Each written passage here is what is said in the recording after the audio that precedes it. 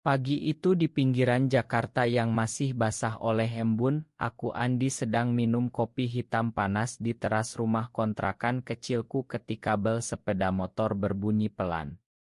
Rama, teman dekat Pak Budi tetangga sebelah, berdiri di depan gerbang dengan senyum gugup dan meminta tolong memperbaiki kunci pintu rumahnya yang macet total sejak kemarin malam. Aku mengiyakan begitu saja karena itu pekerjaan sehari-hari sebagai tukang kunci keliling, tidak pernah terpikir sedikit pun bahwa permintaan biasa itu akan membalikkan seluruh hidupku dalam sekejap. Kami berjalan bersama menyusuri gang sempit yang penuh aroma gorengan dan asap knalpot. Rama bercerita santai tentang pekerjaannya sebagai guru les priat di rumah-rumah sekitar, tapi matanya sesekali melirikku dengan cara yang aneh, seolah ada sesuatu yang ingin dia katakan tapi ditahan. Sesampai di rumahnya yang sederhana dengan cat dinding yang mulai mengelupas, aku langsung bekerja dengan obeng dan kunci pas, membongkar mekanisme gembok yang berkarat karena udara Jakarta yang lembab. Rama berdiri di sampingku, memberikan obor kecil dan bertanya tentang keluargaku di Bandung, tentang tunanganku Sinta yang katanya sudah hampir 2 tahun menunggu. Aku jawab biasa saja, tapi tiba-tiba setelah kunci itu berhasil kubuka dan kuganti dengan yang baru, Rama memegang lenganku pelan dan berkata dengan suara yang hampir bergetar, "Andi, aku tidak bisa bohong lagi padamu. Sudah lama aku memperhatikanmu setiap hari lewat jendela. Aku menyukaimu bukan sebagai teman biasa. Aku mencintaimu." Kata-kata itu seperti petir menyambar di siang bolong, membuat tanganku yang masih memegang obeng gemetar hebat dan dunia di sekitarku seolah berputar lambat. Aku yang selama ini selalu menganggap diriku laki-laki biasa dengan rencana pernikahan, keluarga konserati yang taat agama, dan masa depan yang sudah tergambar jelas, tiba-tiba merasa dadaku sesak dan napasku pendek. Aku menarik tanganku cepat, menggumamkan alasan harus pulang segera karena ada panggilan kerja lain, lalu berlari kecil menyusuri gang tanpa menoleh lagi. Sepanjang jalan pulang, pikiranku kacau balau, wajah Rama yang tulus dan mata hitamnya yang penuh harap terus muncul di benakku. Malam itu aku duduk sendirian di teras, merokok satu batang demi satu batang sambil memandang langit Jakarta yang penuh polusi. Bertanya pada diri sendiri apakah ini hanya kejutan biasa atau ada sesuatu yang selama ini aku sembunyikan bahkan dari diriku sendiri. Aku ingat bagaimana ibuku di Bandung selalu menelepon setiap minggu menanyakan kapan aku bawa Sinta pulang untuk lamaran resmi, bagaimana ayahku yang pensiunan guru mengajarkan bahwa laki-laki harus menikah dengan perempuan dan melanjutkan keturunan. Tapi pelukan singkat Rama saat kami berpisah di depan rumahnya tadi membuatku merinding, bukan karena jijik, tapi karena ada kehangatan yang aneh dan nyaman. Besok paginya Rama mengirim pesan singkat lewat "Terima kasih atas bantuannya kemarin, Andi. Kalau ada waktu mau ngopi bareng. Hanya sebagai teman." Aku ragu lama, jariku berhenti di atas layar ponsel, tapi akhirnya aku balas ya karena penasaran dan juga karena hatiku tidak bisa diam. Kami bertemu di warung kopi pinggir jalan yang ramai dengan suara klakson dan penjual siomay. Rama datang dengan baju kemeja sederhana yang membuatnya terlihat lebih dewasa dan tenang. Kami bicara tentang segalanya, dari cuaca panas Jakarta hingga berita politik, tapi pelan-pelan Rama mulai membuka diri tentang masa kecilnya di desa kecil di Jawa Tengah. Bagaimana dia harus menyembunyikan perasaannya sejak remaja karena takut diusir keluarga dan dicap aneh oleh masyarakat sekitar. Aku mendengarkan dengan hati yang berat, karena aku tahu betul tekanan itu. Aku pernah melihat teman sekolahku dulu dihina hanya karena terlalu dekat dengan laki-laki lain. Percakapan kami mengalir begitu alami, kami tertawa bersama tentang hal-hal kecil seperti ilmu India yang konyol, dan untuk pertama kalinya dalam hidupku aku merasa dilihat sebagai manusia utuh, bukan sebagai calon suami atau anak yang harus menuruti orang tua.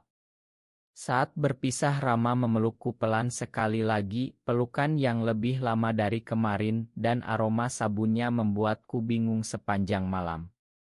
Aku mulai menghindari panggilan Sinta, berbohong bahwa aku sibuk kerja, tapi rasa bersalah mulai menggerogoti. Teman-teman kerja di bengkel mulai bertanya kenapa aku sering melamun, tapi aku hanya tersenyum dan bilang capek saja. Konflik batin semakin kuat, setiap malam aku bertanya pada cermin di kamar mandi kecilku, siapa sebenarnya aku ini? Namun semakin hari, aku justru mencari alasan untuk bertemu Rama lagi, seolah ada magnet yang menarikku ke arahnya tanpa bisa kutolak.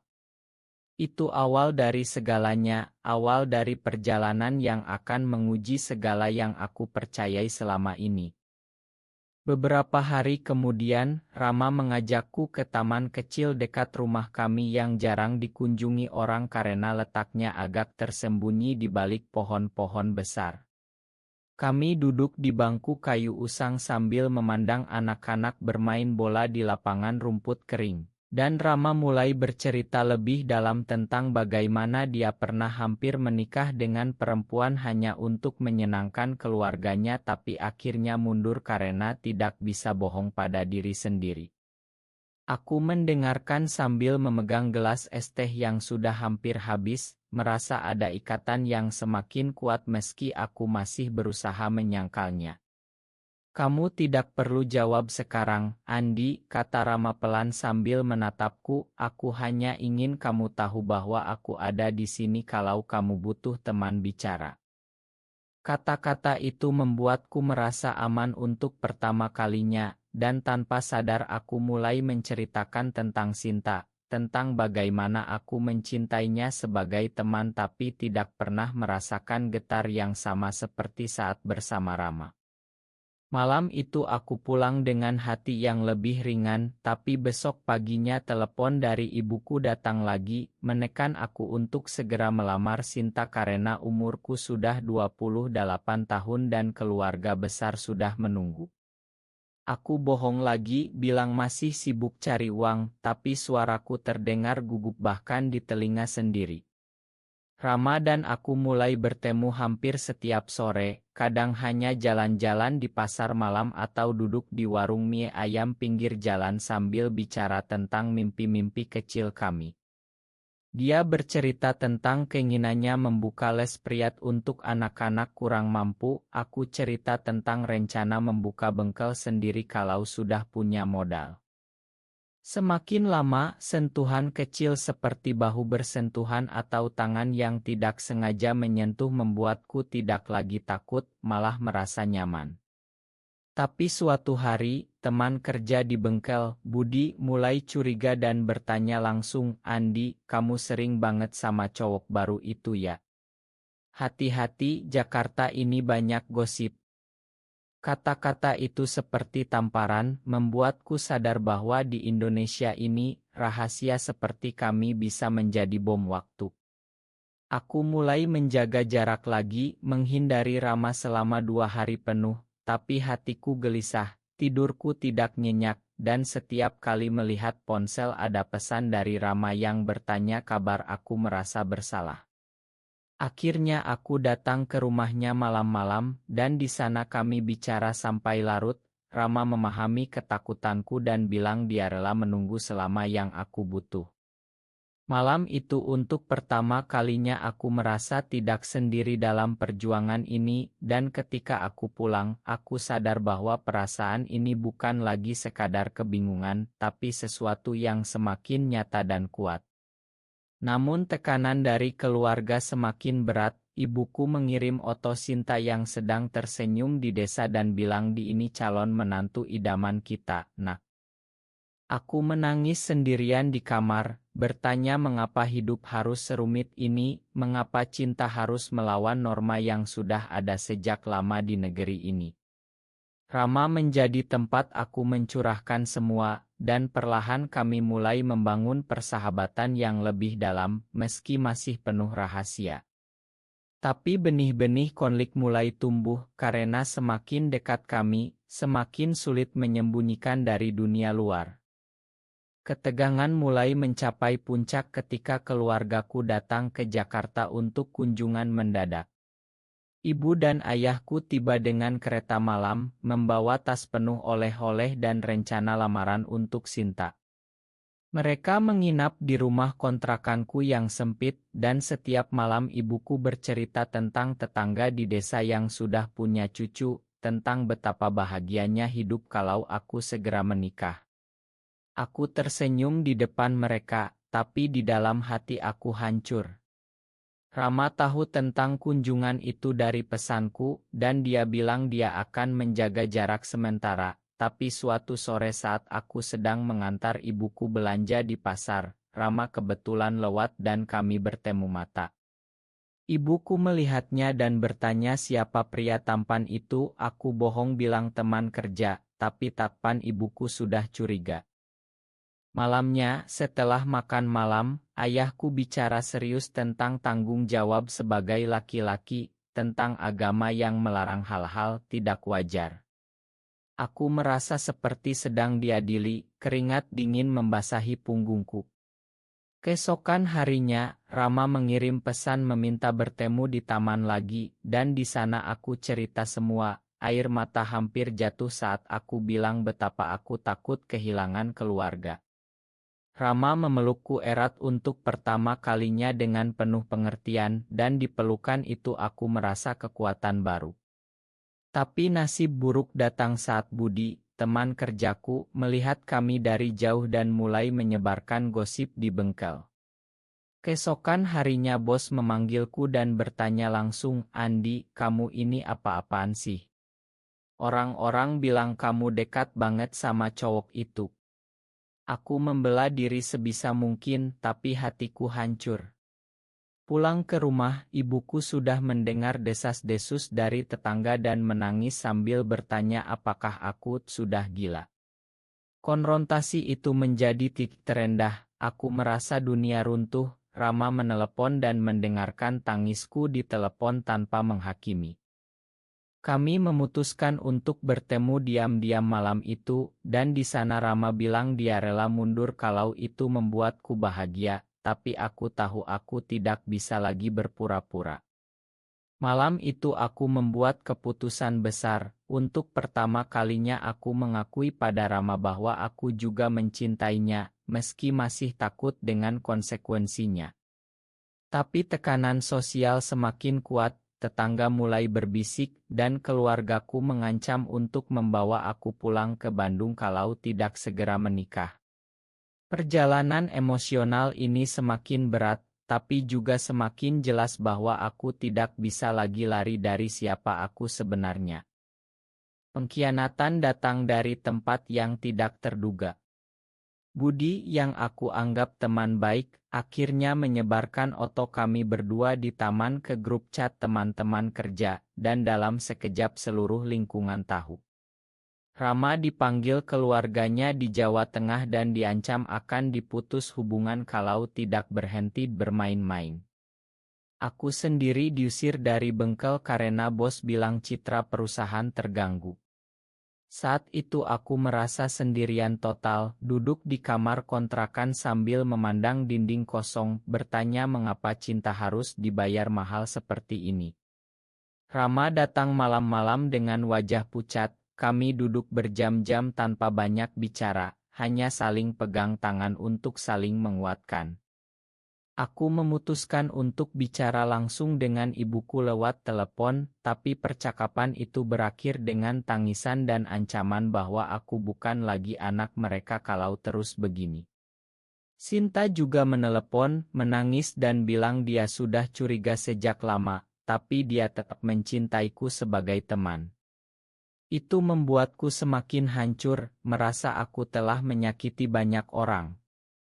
Di tengah krisis itu, Rama menawarkan untuk pindah ke kota kecil di pinggiran agar kami bisa mulai hidup baru. tapi aku ragu karena meninggalkan Jakarta berarti meninggalkan semua yang aku kenal. Kami bertengkar kecil untuk pertama kalinya, aku menyalahkan diriku sendiri atas semua masalah. Rama bilang ini bukan salah siapa-siapa tapi takdir yang harus kami hadapi bersama. Malam itu kami tidur berdekatan di lantai kamar kecilku, bukan dengan nasu tapi dengan kehangatan persahabatan yang berubah menjadi cinta sejati. Keesokan harinya, ayahku datang sendiri ke Jakarta dan memaksa aku pulang, tapi aku menolak dengan tegas untuk pertama kalinya dalam hidupku.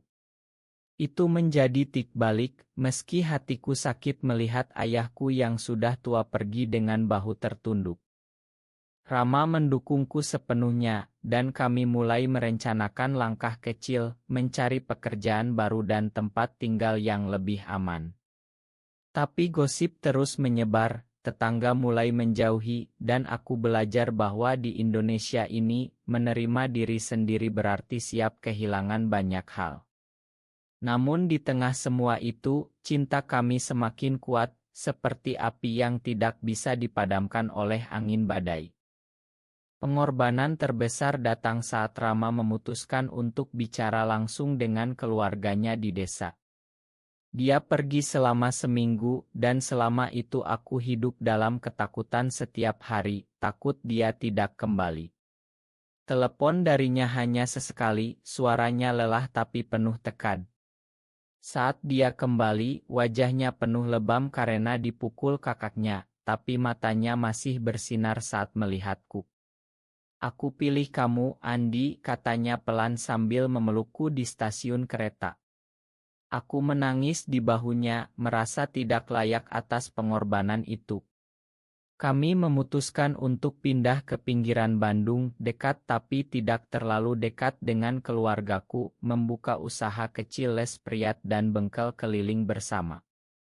Uang tabungan kami hanya cukup untuk kontrakan kecil dan peralatan dasar, tapi kami bahagia dengan pilihan itu. Di sana kami belajar hidup sederhana, membantu tetangga baru tanpa banyak bicara tentang masa lalu.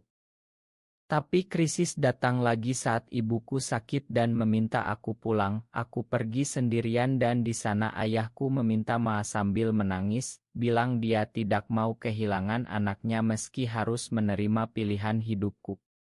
Itu momen paling menyentuh, meski keluargaku masih belum sepenuhnya menerima Rama. Aku kembali ke Bandung dengan hati lebih ringan dan Rama menyambutku dengan senyum yang membuat semua perjuangan terasa sepadan. Kami mulai membangun rutinitas baru, bangun pagi bersama, bekerja keras, dan malam hari bicara tentang hari-hari kami. Perlahan teman-teman lama mulai menghubungi lagi, meski masih hati-hati, dan aku belajar bahwa tidak semua orang menolak, ada yang mulai memahami. Tapi pengorbanan terbesar adalah melepaskan mimpi lama tentang pernikahan besar dan keturunan, menerima bahwa kebahagiaan kami berbeda tapi tetap nyata. Di tengah semua itu, aku merasa tumbuh menjadi pria yang lebih kuat, yang tidak lagi takut pada siapa dirinya. Akhirnya setelah 2 tahun perjuangan panjang, kami berdiri di taman kecil yang sama tempat kami pertama kali bicara terbuka, memandang matahari terbenam di atas perbukitan Bandung. Rama memegang tanganku erat dan bilang, kita sudah melalui semuanya, Andi. Sekarang kita bebas. Aku tersenyum, merasa damai untuk pertama kalinya. Keluargaku mulai menerima secara perlahan setelah melihat betapa bahagianya aku, teman-teman baru di lingkungan kami menghormati pilihan hidup kami, dan usaha kecil kami berkembang pelan tapi pasti. Aku tidak lagi merasa bersalah atau takut, aku telah menemukan jati diri dan cinta yang tulus. Kami berpelukan lama di bawah cahaya senja, tidak perlu kata-kata lagi karena hati kami sudah bicara. Perjalanan ini mengajarkan bahwa cinta sejati selalu layak diperjuangkan, meski harus melawan badai terbesar sekalipun. Hari-hari kami kini penuh tawa kecil, kerja keras, dan kehangatan yang tak tergantikan. Aku, Andi, akhirnya menjadi pria yang utuh, bukan lagi korban tekanan masyarakat tapi pemenang atas ketakutan sendiri. Rama adalah rumahku dan aku adalah rumahnya. Di Indonesia yang indah ini, kami membuktikan bahwa ada ruang untuk cerita seperti kami, meski masih kecil dan rapuh. Dan di akhir perjalanan panjang ini, aku hanya bisa tersenyum mengingat bagaimana semuanya dimulai dari sebuah kunci pintu yang macet. Apakah benar bahwa mencintai sesama jenis selalu membawa penderitaan abadi, atau justru itu adalah kunci menuju kebahagiaan sejati yang harus diperjuangkan dengan keberanian? Benar atau salah?